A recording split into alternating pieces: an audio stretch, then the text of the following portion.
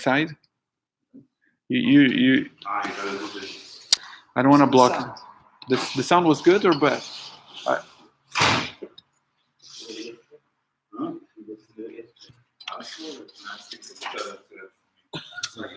I don't wanna block the. Maybe a chair. I'm not sure. The phone is not allowing. It's not allowed because we don't have 1,000 followers yet. It's a requirement to broadcast from your phone. You have to have 1,000 followers.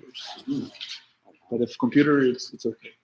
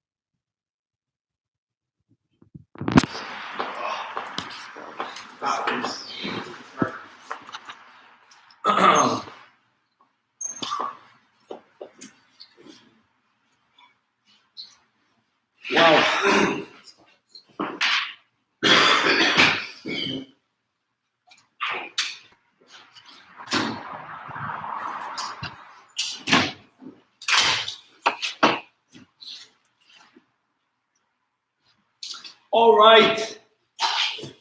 With the help of Hashem, we are learning Brachas Daf Ches.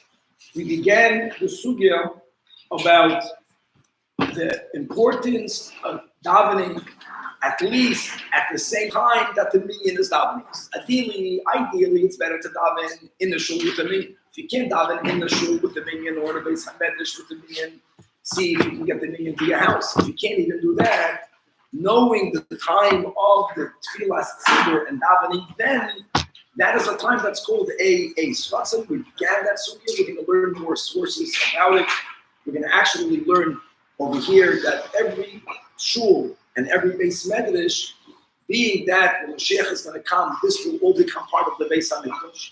So even now, if you want to have a little bit of the taste of Eretz Yisrael outside of Eretz Yisrael, you find that dafka in a Beis HaMedrash and in a Beis HaKnesses, which is why people live long when they daven and learn in the Beis HaMedrash and the Beis HaKnesses, when really, theoretically, Arichus Shamim is dafka connected to the Holy Land, to Eretz Yisrael. And Lama, this is Mahdo Eretz Yisrael. We're going to be learning at least a nashik that there are certain places in the ocean where there are magnetic plates, or some sort of something in the bottom of the ocean that if anything with metal goes over it, there's a potential for it to be drawn down. All right? Sounds a little like the Bermuda Triangle. And therefore the special ships that they would make that would travel in those parts of the ocean that had no metal in them, this is going to be linked to the Gemara going into 903 different types of deaths. We're going to be learning about Ches about the importance of what we call Shmois, Shnai Mikra ve'Echad Targum, and Dafka Echad Targum, and to say Shnai Mikra ve'Echad Targum on the right time, not to get credit for it, to say ahead, and not to make up when you fall behind. Obviously, if you fall behind, it's a lot better making up than not.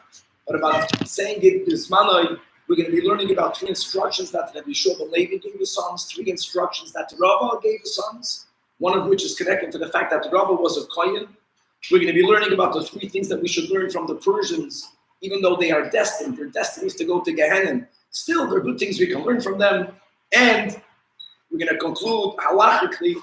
We're going to question how do you define the time between alois and nates. And we learned our Mishnah, it sounded like the latest time, according to Rav Gamliel, is alois, which would imply that after alois hashachar, it's daytime. We'll see, lav dafka. As we'll learn, there are some opinions that will hold that between alois and nates, you can still say the Shema of night. Okay. We left off on the Ches on the Dalef. We left off on the 3rd line from the top of the Amid.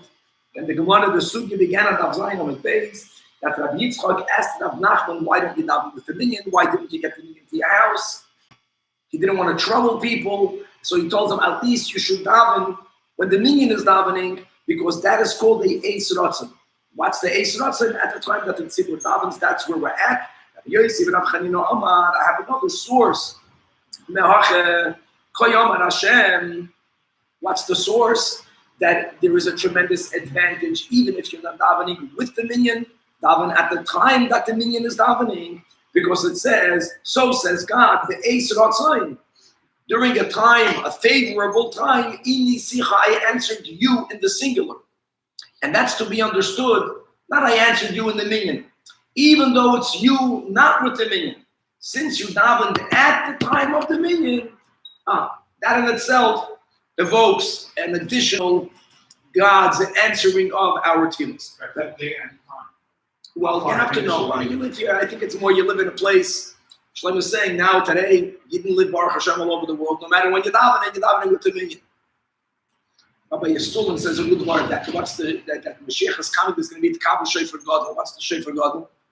He says that from the Lamaravich Bachman going Mitzrayim, the whole Rosh Hashanah, all over the world, there isn't a moment during Rosh Hashanah that the Shofar is not being blown for one Yid. So that's the Shofar Gadol. So no matter when, the Imam bless the Shofar. But l'chayim here it means to find out when the minyan is davening in your state. And daven then. Another pasuk here to appreciate these lamudim. So we're quoting a pasuk in Elyahu. The pasuk in Elyahu is much longer than what the Gemara is quoting. The pasuk reads, "Hein keil kabed, v'loy yimas, hein keil kabed, v'loy yimas kabed koyach leiv." That's the full pasuk, and he's taking a part of the pasuk. That God is fast. Kabbalah means God is fast both in Moichin and in Midas. The Lo Yimas means that he does not despise the numerous. He does not despise the numerous. So there's a Lashon Yachad in the pasuk. There's a Lashon Rabbim in the pasuk, which also will imply that God does not despise in the positive. God will listen even to you, a individual, if you are connected to the numerous. Even as it says, that Hashem has redeemed my soul in peace from the battles. Why did God redeem me? Because according to this Gemara, because I davened during the time of the Rabbim.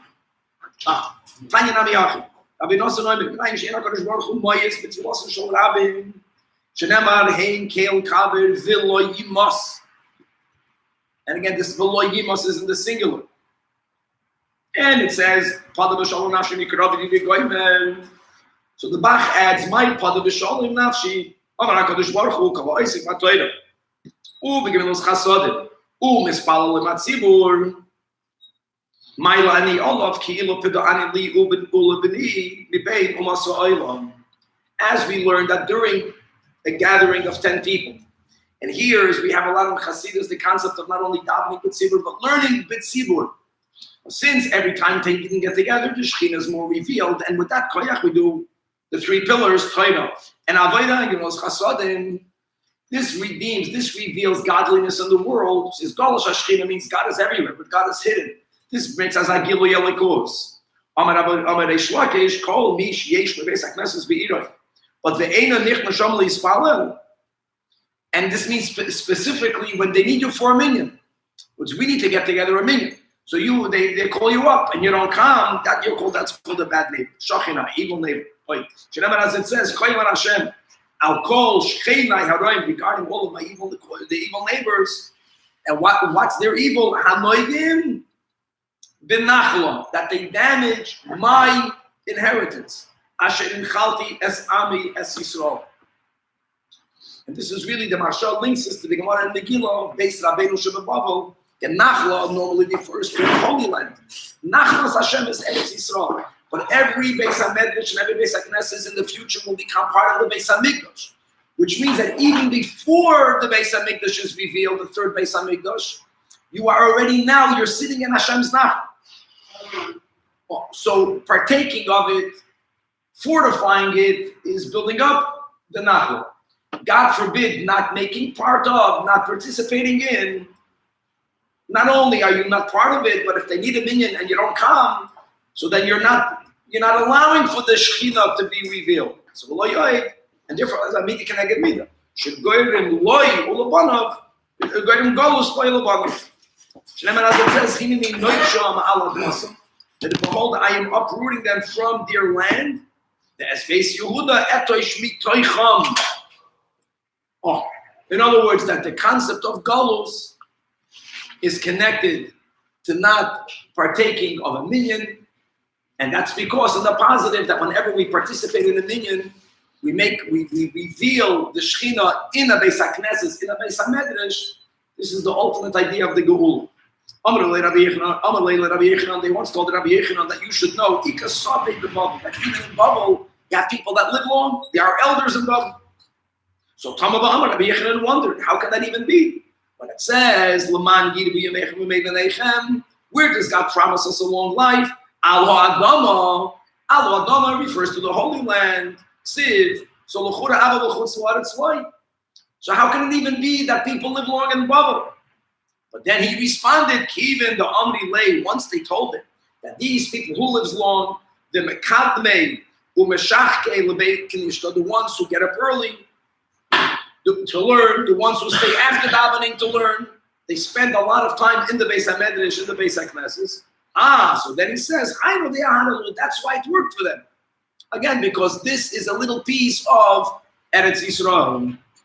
And the Mashra says over there in Megillah, in the Sugya of Beis Rabbeinu Shabbat, this is a piece of the future temple. Kedam Rabbi Shlomo Levi, like Rabbi Shlomo Levi tells his sons, that Kadimu v'chashichu, wake up early and stay late for Eilul Be'Knishta and go to the house of the gathering for davening and learning. Why? Ki heichad disorchu chaye arichus yamim. The school of arichus yamim is living in Israel. If you're not living in Israel, live in the Beis HaKnesses and in the Beis HaMedrash. Amar Rav Berab Chanina, Mikra Ashrei Adam Shomei Ali. That lucky, fortunate is the man that listens to me. And how does he listen to me? L'shaket al dal soisa yoim. That he has diligence to be on my doors every day. Lishmar mezuzos psachai, to guard the doorposts of my entrances. In other words, there is a fortune that people get when they guard, when they are in the Beis HaKnesses and Beis HaMedrash every day. And what does it say right afterwards? Those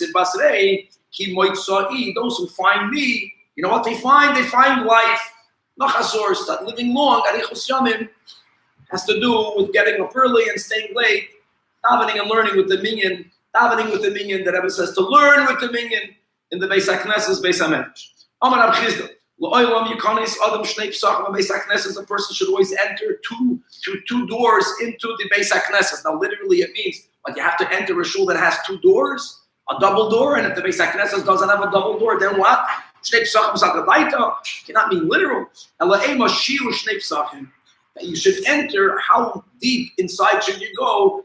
The width of two doors. Rashi teaches the pshat that I'm reading inside the Rashi. Shelo yeshev samuch lePesach. Don't sit near the exit way. The nida olav kemasui ikud Beis HaKnesses. Looks like can't wait to get out, and therefore be yemuzum, and you want to be right ready.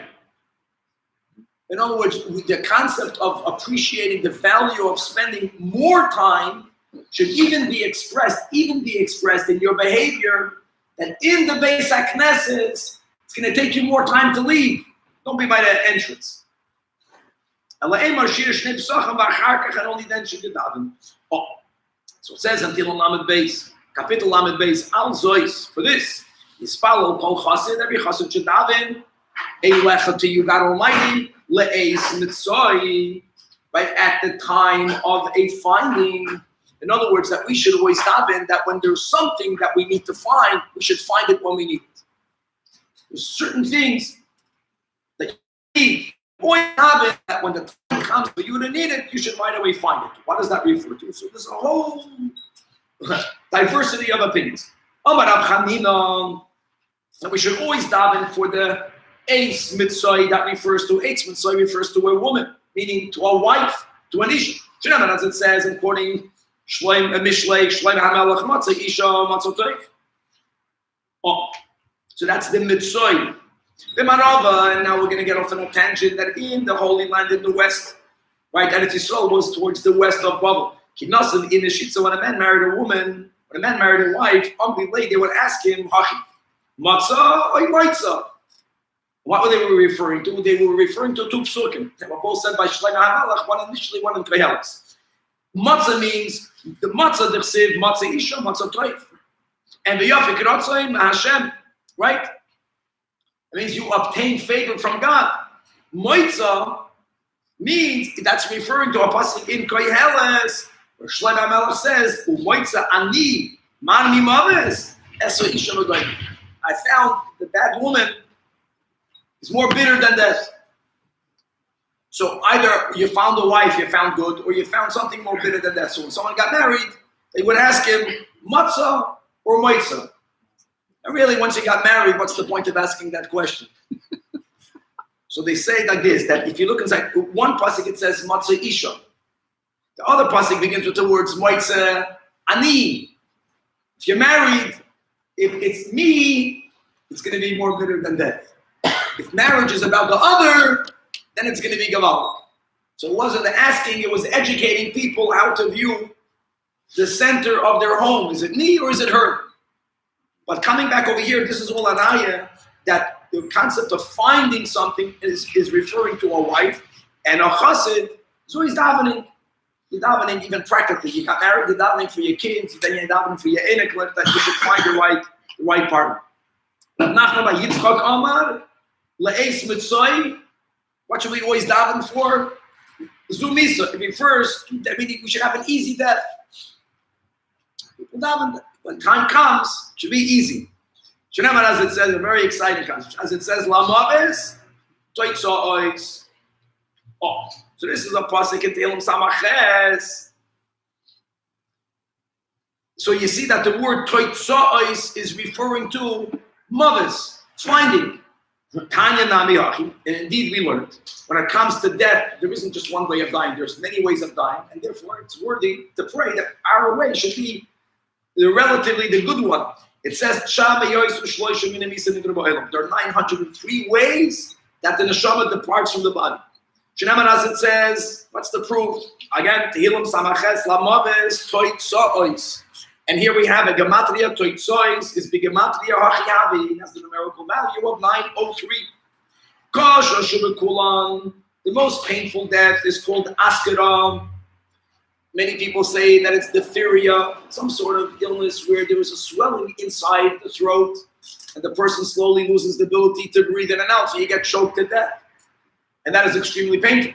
Necha shubekulan, the most pleasant of death is Nashika, is getting kissed by God Almighty. That's the sugi we have in Baba Basra, Daf Yud Zayin.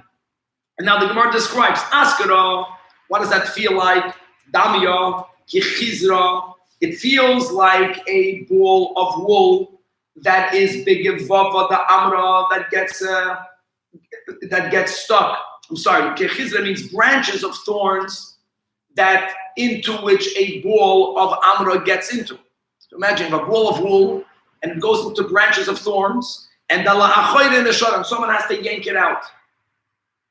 So it's a very painful process if you were to be the ball of wool. And some of you wouldn't even go out, some of you would stay with the thorns. Other people explain to describe the feeling of the death of Askara that it is kipiture bifi veshet. That it's like ropes that are being forced through a round circular opening. Veshet is where the food goes down. The esophagus, but it doesn't mean the esophagus. It means that there are certain round openings through which you would have ropes that are just as thick as the opening, as the aperture of the hole, and you would have to squeeze the ropes through that hole, and that would be a tremendous amount of pressure.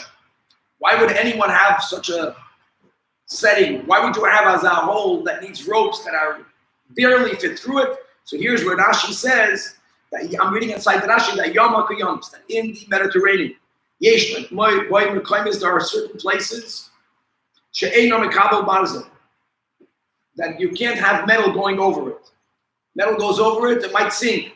And therefore, so how do they build a boat? Different pieces of wood, they connect one with the other. va'akolim shetoichem b'nekavov and v'toiken oisam b'doichek v'fi shehem gasem kimidas hanek. What keeps the parts together is ropes, but you want for the ropes to really tightly bind the different planks of the ship. So the hole, the opening of the hole, and the circumference of the rope are the same size. And putting it through, that avoida is a mashal to the death of Askan. What does this actually have to do with the connection? Rashi is just explaining that normally, even when you would have a rope going through, when you make a zachan and the keva, you make it to fit.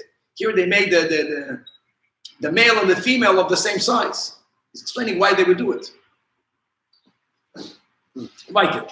Neshika. Now, how does the death of Neshika feel? Idamya kimishchal bilisa mechalav. It feels like removing a hair from milk. That's good. Okay. Doesn't mean that we're always davening. Listen, I don't know a chassid that's always davening for this. There's different ways of understanding chassidim. Certain chassidim daven that they should die askara and neshika, matzazu kvura. We'll see soon other. Le'es mitzvah goes on kvura. Kvura means that you have to daven the whole time, that when it comes to being buried, you should have a good burial, proper burial. Some people have good burial, some people have don't. Omar Abchanina, Mikra, Asemechen, Elei Gil, Yasisu, Kiyimtzo Kever, that those who rejoice at good fortune, who delight by the fact that they found a grave, who are the people that had such a delight? What's mentos?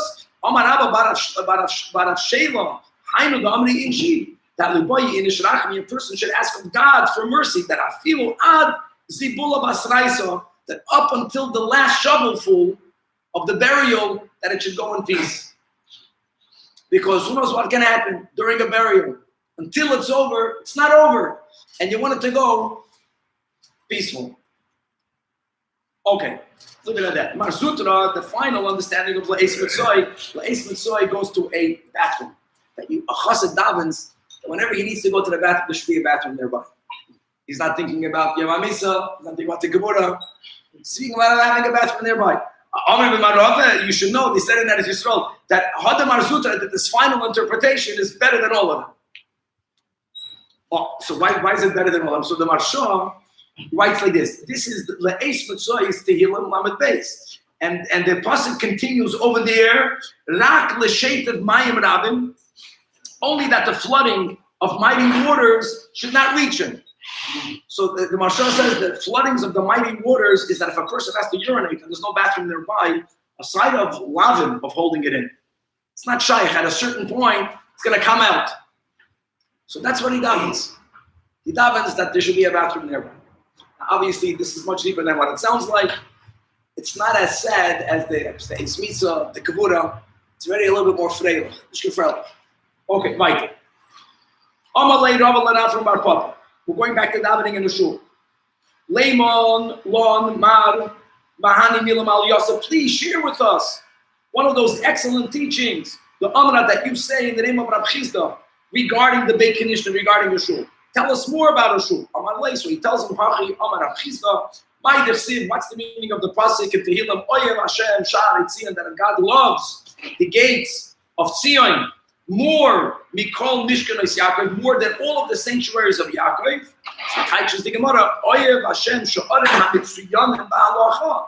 That there are many gates. Every type of learning is another gate.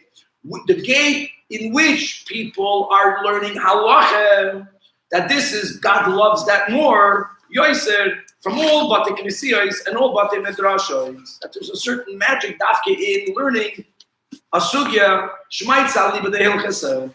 And that's the concept that we learn a lot in Chassidus. The Alter Rebbe, when he would learn, he would say before he learned the Gemara, Zot the Gemara. That's in Yiddish. Says the Gemara. Taich Rashi. Before he learned Rashi. Frek Toisus. Then when he learned Shulchan Aruch, before he learned Shulchan Aruch, now he says, now let's see what God wants. Because ultimately, the greatest level of godliness is not Chachmas Hashem, which is Torah, but it's the Ratzain Hashem. And Ratzain Hashem is much higher than Chachma, and it's practiced on the lowest of realms. God wants our action. So that which links the highest and the lowest is dafka halachis. And people who learn in order to come to the halach, God loves that more than anything else. That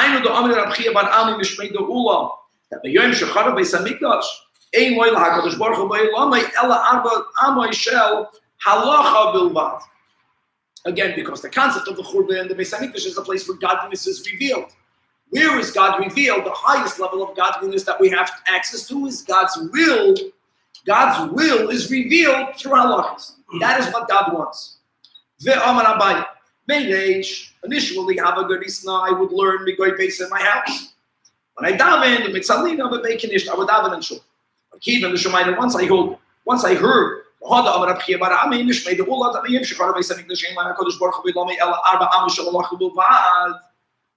that means the greatest Gili Ashkina is where people learn halacha. So now, lo yahava matzilna, Elohecha, digorisna, fakert. I would daven in the place where I learned,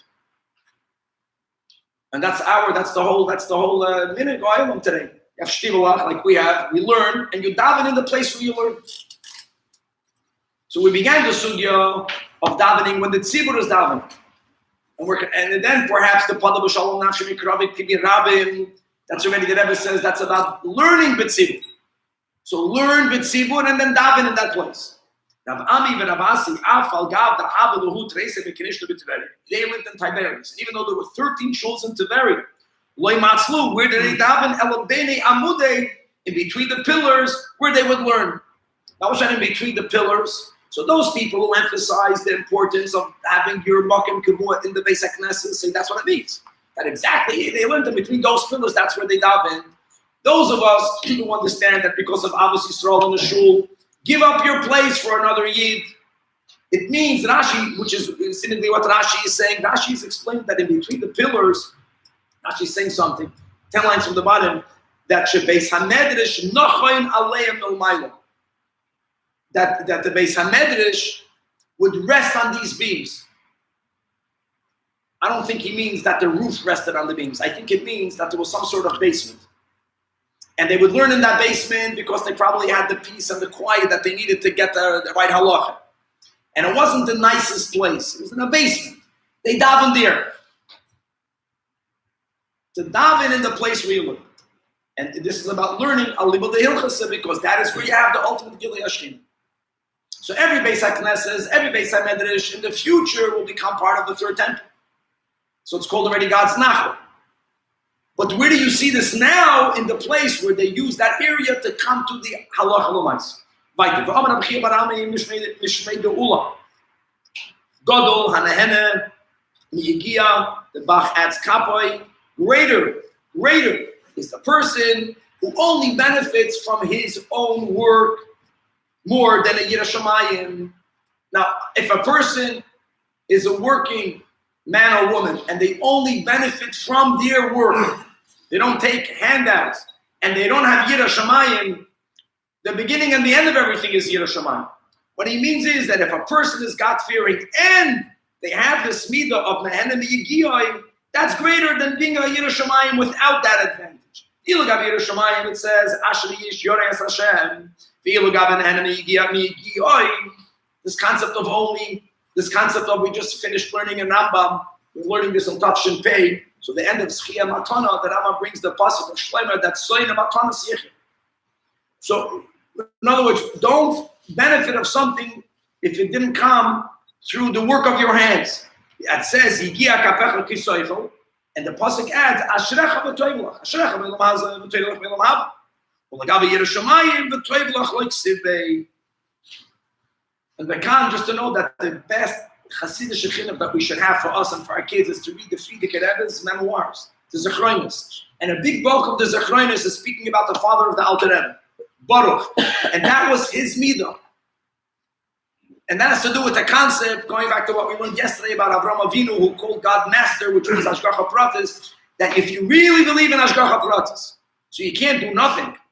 But when you make your effort, and then everything that's coming is coming by Hashgacha, and again, there's always Hashgacha Pratis. Even in Ghost, what's Geula? When Hashgacha Pratis is going to be revealed, maybe that's the link. So we're learning about Gilui Elikus. The greatest Gilui Elikos is to see how everything indeed is Hashgacha Pratis. And people who see that, they don't need a handout. They see how through their effort, whatever their effort brings about, that's what they need. And that's a very a great way of living. Right. A person, a Hasidim, should live with the Rebbe. Live in the place of your Rebbe. It's interesting that we know Shimon ben Geda, we meaning people who don't yet learn not. We know it from the Alpha, from Yigeres Chafei. Shimon ben Geda up there, right, did many things that were not that great. Shimon ben Geda was also Shlomo HaMelech's teacher. So the Gemara is bringing him over here that as long as Shimon ben Geda was alive, Lo Nasa Shlomo's Bas Padri, which is considered for Shlomo HaMelech, L'madrei Gasai, a failing, even though she converted. When did he marry Shlomo? When did he marry Bas Padri? When his Rebbe passed away, or when he left the presence of his Rebbe. It says in a place the opposite. Don't live together with your Rebbe.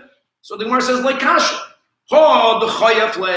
When a person is subordinate to his Rebbe, so he's going to listen to the directives of his Rebbe, then you should always live in the place of your Rebbe. But if a person is not going to be always subordinate to the Rebbe, then living with him is going to be to your detriment, because you will be hearing what you need to do and what you should not be doing, and you won't be listening to it. Chazal many times say that mutav sheyeh shoygegin val yumis. Amar Avuna bar Yehuda, Amar Rav Menachem, Amar Rav Ami. Ma'idech siv, va'oizvei Hashem yichlu, that those who forsake God will be consumed. Who are the ones who are forsaking God? Zamaniach Sefer Torah. That someone who, while the Bachads, when the Sefer Torah is opened and being read, you person leaves the shul.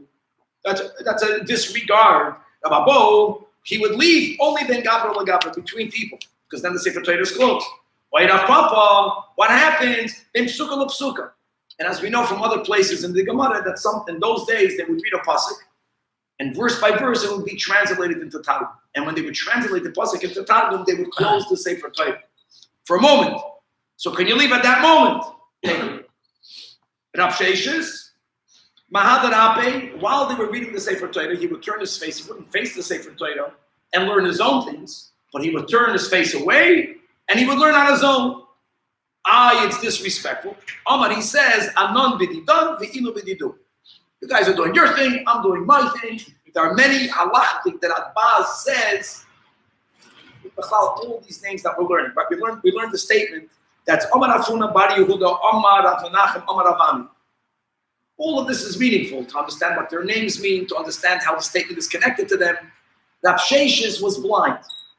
A blind person being, that's the halacha, someone who's unable to read the Torah is exempt from the obligation of hearing the Torah. So someone who is patur from learning Torah, then the question is only, is it disrespectful?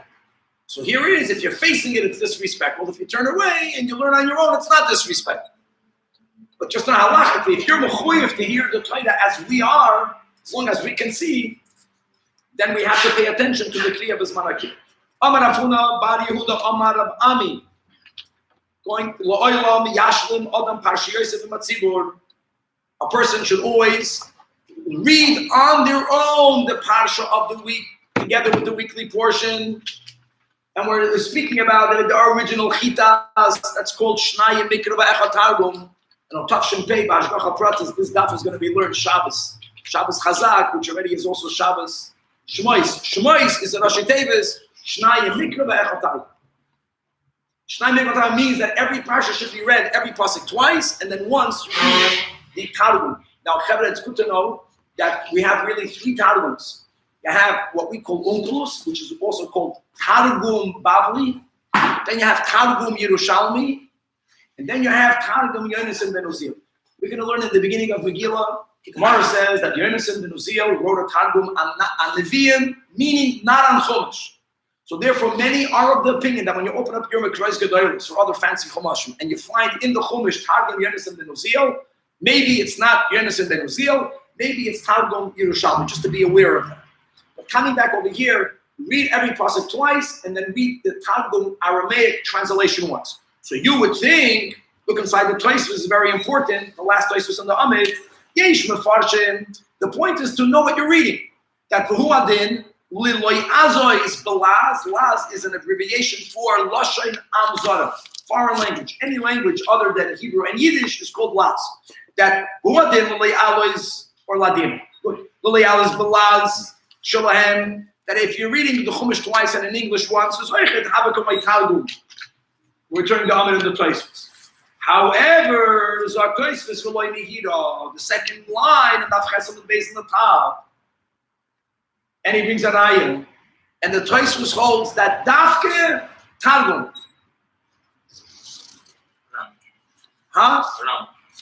Alamish. Very good. With all the reasons that we give for that. The ain't kind of up. Unfortunately, it's getting late. We'll speak about that another time about the greatness of Targum and how we have in the Tefilla certain prayers. The Gemara speaks about it. The Allah don't understand it. Okay, so you got to read every week. Shtein Epatargum. There's a Hayom that tells us how the Rabbein learned it. They did it actually twice, but it should be done on a weekly basis. And now Daf Chesamid Beis Va'afilu, and even the Gemara here in our version is quoting words that we have in Parshas Matois. This is where the Bnei Reuven and the Bnei Gad, they approached Moshe Rabbeinu asking them that they should get their land Me'ever LaYarden as their Yinachlo. And there they spoke about cities, and there's Atarois, name of a city. Diva, in the name of a city. Even when you're reading these words, what steps to even these words? So Rashi writes, She'ein by Targum. Meaning, what Rashi is saying is that if you look in the Targum, he's going to write the same words in the Targum. Atarois and Diva. Tosfos says, the second Tosfos, it's not true. Open up your Chumash today, and you're going to see that the Targum Onkelos doesn't write the words Atarois and Divai. He writes the words Machlelto Umadbeshto, Tosfos says. So here's what Tosfos says, that sometimes, that's what they suggest, they took some of the Targum Yerushalmi, and this Lavdafka was done properly, and they put it in our Targum Onkelos. And it was clear that the Rashi's Targum Onkelos here did not look like ours if we followed these versions. This is a very famous topic of discussion. But coming back, the point is that you have to read in the Targum. The Gemara is saying, even if the words in the Targum are the same words, read it in the Chumash and read it in the Targum. What is the Imatzibur? Imatzibur means the way we divide the portions. There was two ways of dividing the Chamisha Chumash Torah. There was one cycle that was done primarily in the Holy Land that they finished reading the Chumash once in 3 years. That means every week they read around a third of what we read. And then there's another cycle that they finished it in 1 year, which now became everyone's accepted minute that we read every week. The Parsha is the Dan Parsha is more or less a Parsha a week, what we call a Seder in English, a Parsha a week, and we finish it once a year. So whatever they're reading in the Tzibur, we should read every week. This is really the source of learning the Chumash every day. But by us, it's in addition to this, because we learn Chumash dafka with Rashi for other reasons. This is the concept of reading Chumash with Targum, 2 times this and 1 time that. The Takanda, when we learn Chumash and Rashi, it's dafka daily. This is a weekly learning. Shekol HaMashlim Parshiyos V'Matzibur Barich Lo Yom V'Shenoisav. The Shai Mikra is Dafka Shabbos, right? Shai Mikra, we do it Shabbos, or connected to Shabbos. Correct. Now, Bibi Barabaya. See, there's Gavaldic ideas. There's learning, and then there is the time that you designated for the learning. And these are 2 different virtues. So the Gemara wants to make it clear, it's not only about the learning, it's about learning it at the right time. To bring holiness in time, Hasidus explains. Just like mitzvahs is to bring holiness in physical space, there's bringing Kedusha in Zman. That he saw la'ashlu minhu la'parshiyasa the kulashata. He wanted to get a credit. He wanted to read the whole Chamisha Chumshei Torah. The say that is you read one verse once and twice, then you read that pasuk in the Targum. The next pasuk once and twice, then you read it in the Targum. He wanted to do the whole Chumash. You know when? B'malad Yom Kippurim, Erev Yom Kippur.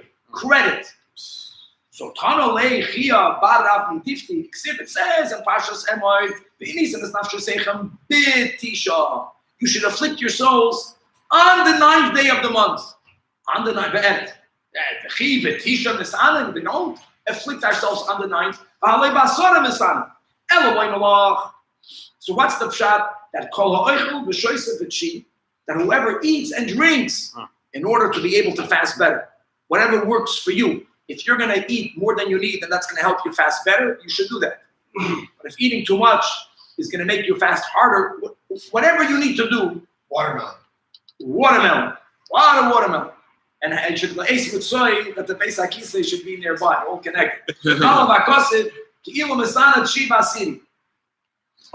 in other words, if you're going to spend the whole night of Yom Kippur doing shmois from the whole Chumash, you won't have time to eat and to drink. The wrong time. Okay. So Savad la'agdu minu. So Rashi says, the third line from the top, he thought, okay, I won't do it at Yom Kippur. I'm going to take 1 or 2 weeks, Rashi says, in the beginning of the year. Beginning of the year, L'choyra means after Simchas Torah.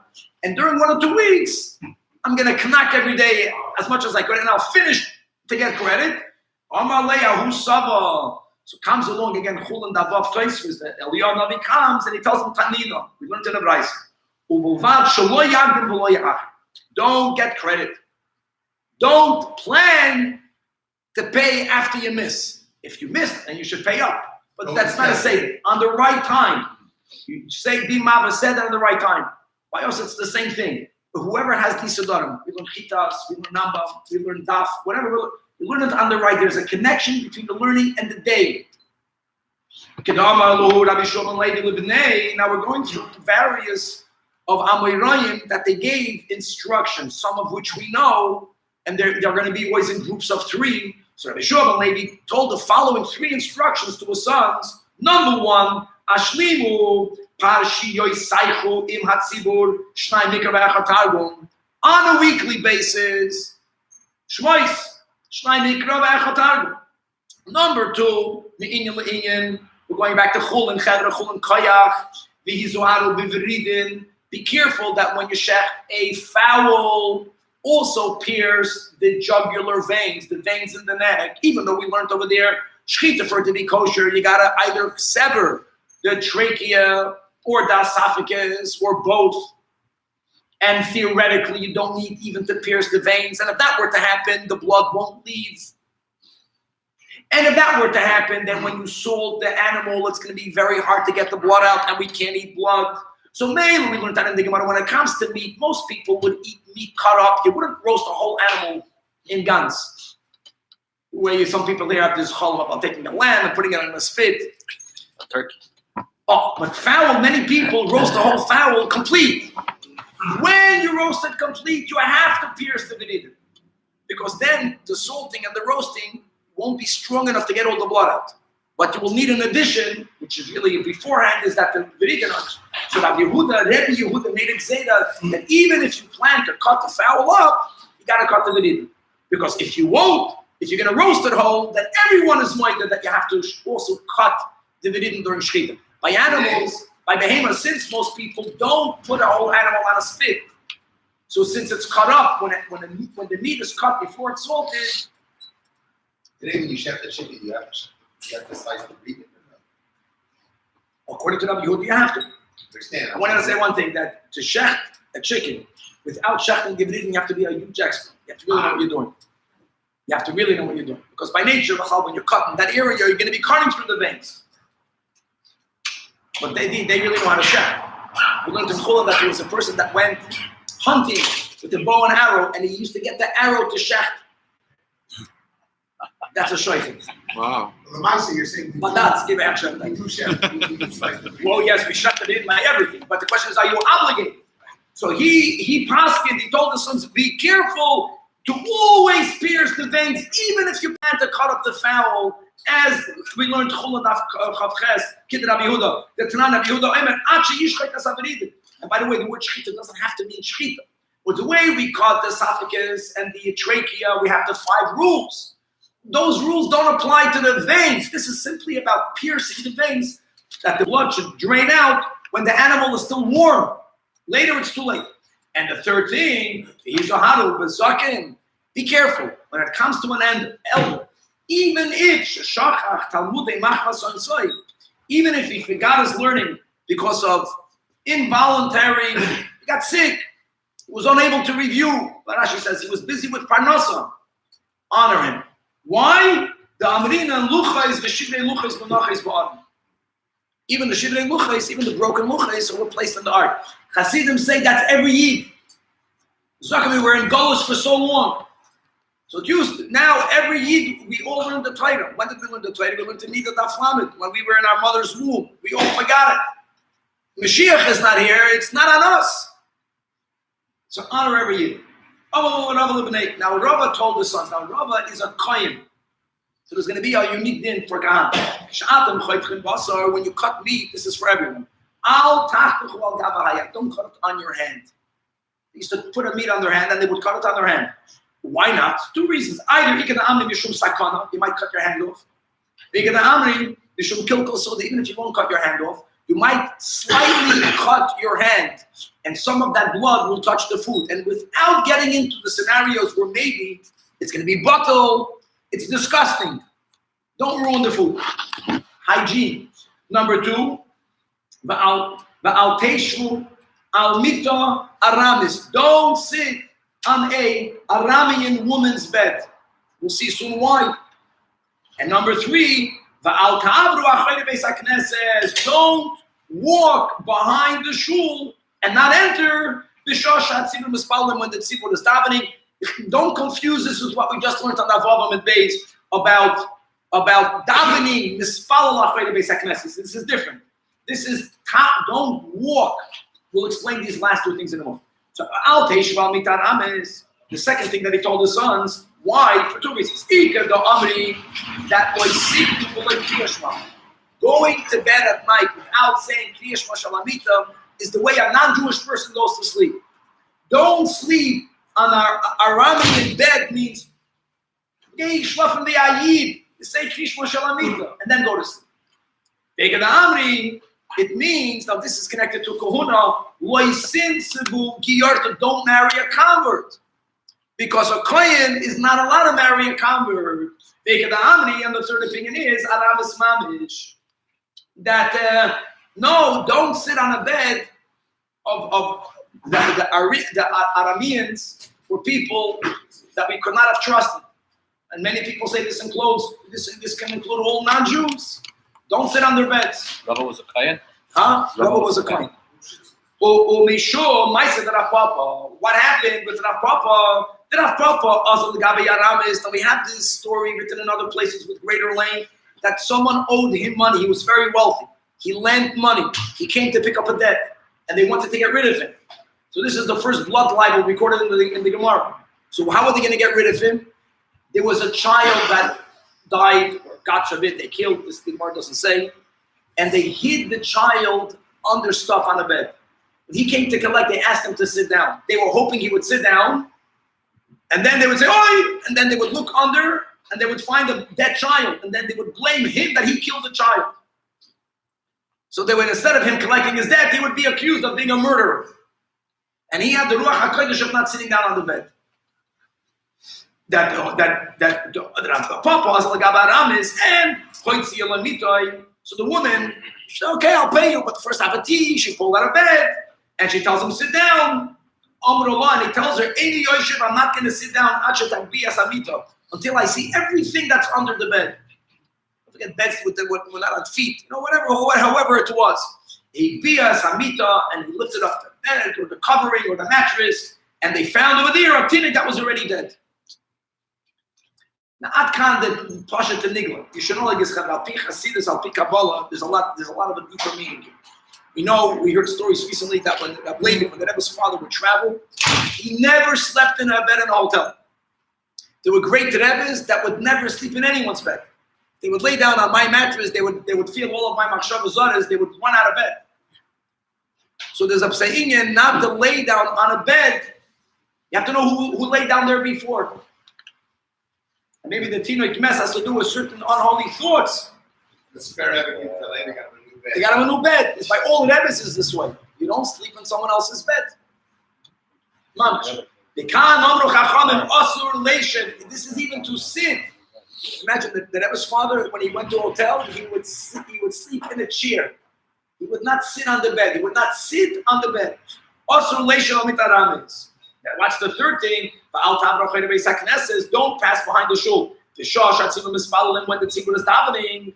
They say let Rabbi Yeshua ben Levi. Also, let all them shiur rachayde beis haknesses b'shah shatzim mispalim. If you're walking by a shul when the tzibur is davening and you don't enter, what does that appear? That you're not in. There's many limitations. There's many qualifications to that. Only if there's no other door to enter. If there's another door to enter, and if we pass in the Shulchan Aruch and another direction, if it's on the same side, I'll notice that I'm going to think, and I should think, you're not going in through this entrance, you're going through another entrance. That's only if this is the only basic classes of the city. So if you're not entering here, then where are you davening? You're davening at home. We learned to know if you're not supposed to daven. You're supposed to daven in shul. I'm sorry, Mr. Another qualification. That's only true if you're not carrying a load. If you're schlepping a luggage, it's self-understood that you're not entering because you don't care about davening. You're busy with your load. Also, it's only true if you're not running. A person who's running, you see that they're busy with something. And also, it's only if you're not wearing tefillin. Because if you wear the act of wearing tefillin shows you're not being poetic. It's getting late. Time we learn. For the following three things, the Modites, right? This is a nation somewhere in Persia that I like their behavior. What is that? Oh, this is very important because these were nations that oppressed us. So we're not saying that they're tzaddikim. What Rabbi Akiva is telling you is you got to learn something from everyone, even from the Medium. That that when they cut meat, they followed that instruction that we heard later in Rabbi teaching his sons. Maybe the fact that Rabbi was a kohen, the Kahanim, they were so expert in cutting up meat because of the way in the temple. So they would think that they don't have to take precautions because they know what they're doing. Don't behave that way. Don't do things that maybe other people, they'll watch you do it, they won't know how to do it properly, they'll get hurt. And number two, another good minhag is kishenoishkin, when they would kiss each other, ein noishkin ela gabahayad, they would kiss the other person's hand. And not on the cheek. Says Rashi, mipnei haroik, they respected the other. And that fits with the ikad amri, that cutting it on your hand is not about you're going to cut your hand off, it's because just in case you sever your hand, it's not berachot, it's that your blood should go into the food. Be more respectful to the other person's hygienic needs. Put on deodorant, this type of stuff. So don't kiss them on their hand. And when they hold counsel, they would only hold counsel out there in the field. Like Rashi brings the Gavaldik statement that walls have ears. Today you call it a bug. And al piruchni is pashut, the bugs, they have ears and they see else and they hear. So if you want to speak something in private, go outside the city. If you're saying it here, people are listening to you. And where did we find this in the pasuk? Clearly in Vayetze, that when Yaakov was taking counseling with his wives to find out whether indeed he should leave, where did he speak to them about it? It says Vayishlach Yaakov Vayikra l'Rachel b'lalei hasadeh el soinei. Even if that is what happened, why does the Torah record it? That we should learn from it. Want privacy? Go to a place that's private. Which includes today, if you're next to a phone, if you're next to any piece of technology, you're being listened. And today, watched. Mamash. Tanya, I'm using my phone as the remote control. I'm going to get an email about this. It's Balzen. Whatever you talk about, you're looking for something, you start getting advertisement for whatever you're talking about. Tanya, Omar, Rabban Gamliel. For 3 reasons I love the Persians. Number one, wow, guys in Los Angeles, we got a lot of Persians. They're modest the way they eat. They eat in private. The Gemara says that eating on the street is like dogs, a behavior of a dog who have no modesty. Today, the minhag is, we learned this from the Canaanites that live in Paris and France, they're Canaanim, is that they made a minhag in the whole world. You eat on the street. You go here, you go on the sidewalk, in the middle of cars, best. Not normal. You eat in private. Number two, they had that private bathrooms. Not only were the bathrooms private, but they had the old flushing system, which is also important. Flushing tznius. And number three, when they had married relations, they were modest. The Gemara tells us in the Megillah Daf Yud Gimel that even a Hashverosh, the Paretz, only had relations at night. Oh. Now, the Gemara wants to make something very clear. And this goes on the Modian and on the Parsian. When we're learning from them, you have to know how to, take out the good and throw out the bad. We're not learning from everything of them. We're learning the good things from them. But when it says, Anitzi Vesi, that I commanded Limdu Kudoshai, we understand the word Kedusha as something great. Chodesh means removed. I commanded regarding those who are removed. In this verse, we're speaking about a nation that they are destined to be removed from the world. Tana Rabbi Yosef, Emu HaParsim, this goes to the Persians. HaMikudoshim, that they are removed, meaning that they are designated to Gehenna. So they're very meaningful. So even though they're destined, they're going to Gehenna. Elama, learn from them. If there's something good to learn, learn. So this is the third opinion in the Mishnah. That the Shema of night could be said until the crack of dawn. Why? Because ubishach doesn't mean when you go to sleep, when you're sleeping. Now, here's the question. How do you define the time between alois and nates?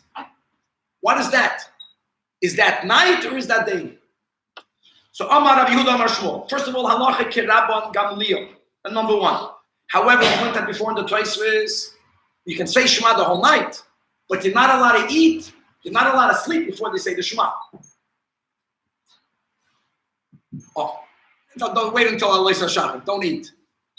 But you can say Shema the whole night. Tanya Rab Shimon ben Yochai that pa'amim there are times Adam created Shema that a person is going to read the Shema 2 times. Look at his words. Balayla achas at one night. He's going to read the Shema once, and a few minutes later he'll read it again, very near each other. The first reading is going to be before Amud HaShachar, before dawn. We already spoke out Bekitz said it's either 90 minutes or 72 minutes before sunrise, and the other one right after Amud HaShachar. And you'll be yoytze yedei chavasai ach ashal yoyim ba'ach ashal yad. Just lahoyer that the Seder is reversed. I don't know. Okay. The Gemara says the Gemara is not looking at the order. We're looking at the words. You say Shema twice at night. You called it night.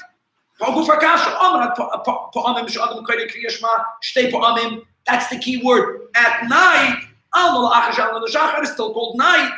So how can you say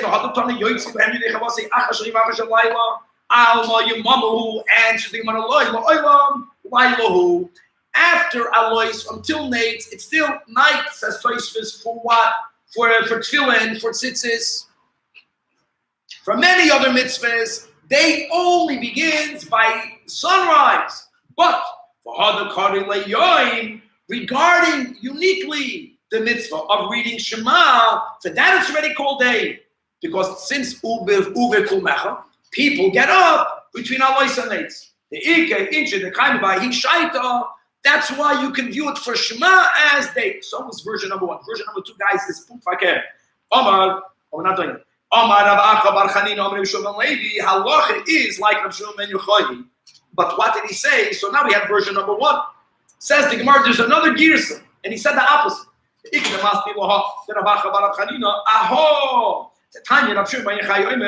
name of Rabbi Akiva, there are times. The opposite. You can read Shema during the day, one right after the other. One was before Nate's. Before Nate's is night. And one after Nate's. And you're yoytze yedei chavasai. Oh, here Yaakov the Seder is good. Right, here I'm being. No, I take it back. I take it also in reverse. Okay.